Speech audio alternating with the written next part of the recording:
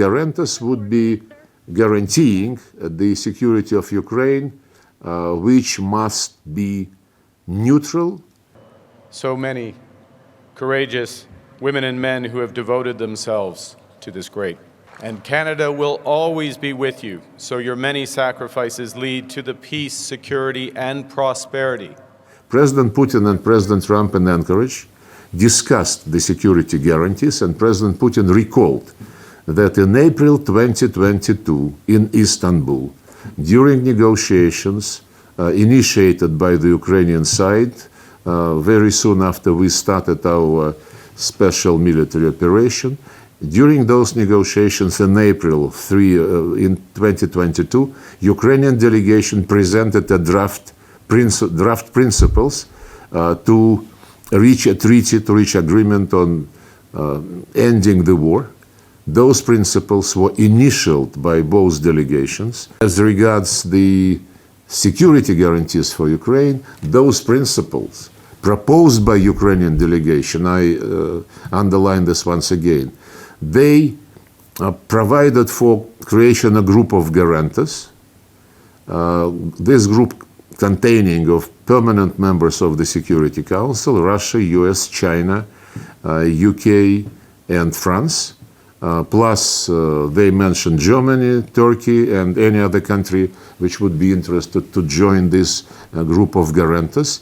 And guarantors would be guaranteeing the security of Ukraine, which must be neutral, which must be non-aligned with any military bloc, and which must be non-nuclear.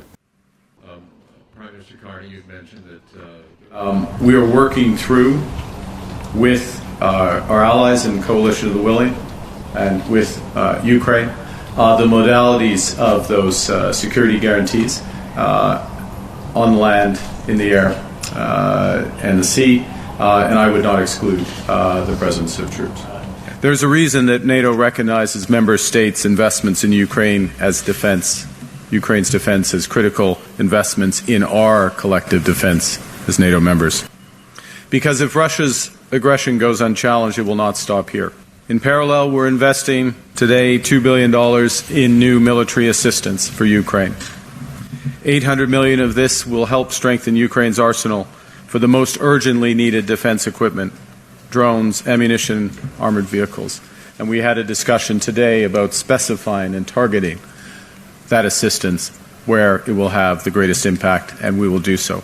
It is not, in Canada's judgment, it is not realistic that the only security guarantee could be the strength of the Ukrainian armed forces in the medium term. So that needs to be buttressed, it needs to be reinforced. It's why we're one of the founding and most active members of the Coalition of the Willing. It's why we're pleased of the openness of the United States. And so now it's to work through to put meat on the bone, if you will, of the phrase I used earlier today of deter and fortify. And that is what we will do.